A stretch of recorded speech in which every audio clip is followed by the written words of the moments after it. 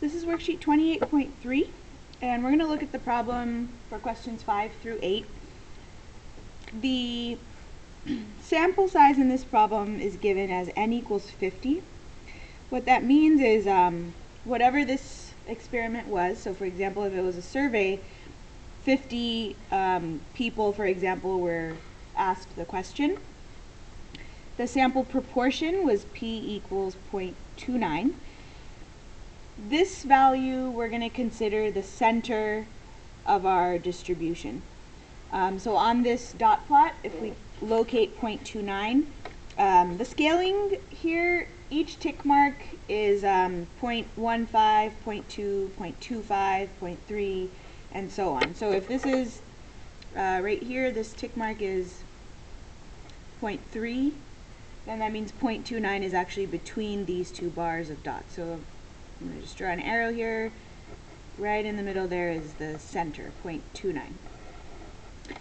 And then lastly here it says you have a simulation of 100 trials. So for example, 50 people were being asked a question, but then that experiment was being done 100 times. So this represents the number of dots that are in our plot.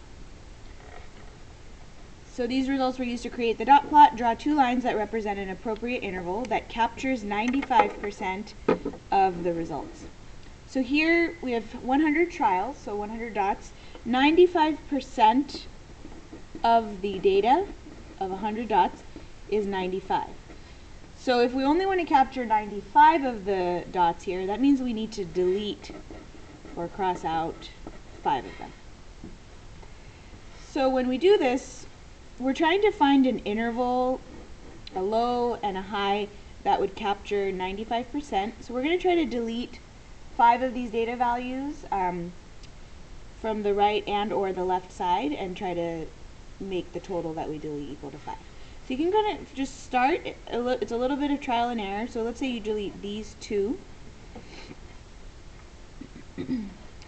And then here, if this is our center and we want to be equal distance away, if you try to delete this one, for example, that's a total of 5. But then you're going from 0.18 all the way out to 0.44. Those numbers are not equal distance away from 0.29. So that's not going to work. Instead, if we tried to delete more from the right side, so if I delete the 0.44 dot, that's 1, 2, 3 dots. So we're getting close to deleting 5, but let's see where our boundaries are right now. So this is 0.42. On the left, we're at 0.16. So this is 0.13 away from 29. This is also 0.13 away from 29. So you have a choice here. You can either just stop and draw your boundary lines here and here, or you could delete more than 5, which would mean you'd have to delete this entire row of dots and the 0.16 row. And then you would have deleted more than 5 dots. So you kind of have to make a judgment call there. In this case, if you leave it like this, you're going from a low of 0.16 all the way to a high of 0.42. This is interval notation, and the margin of error represents how far away or the distance from the center out to each boundary. So 42 minus 29 is 0.13, or you could do 0.29 minus 0.16 and get the exact same answer.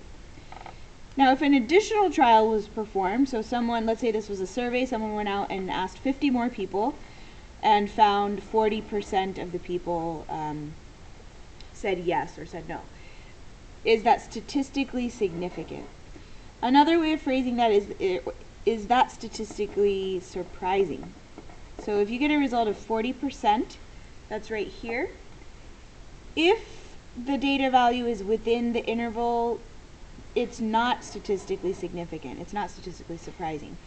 So we can see in our 95% here, 0.4 is in the interval.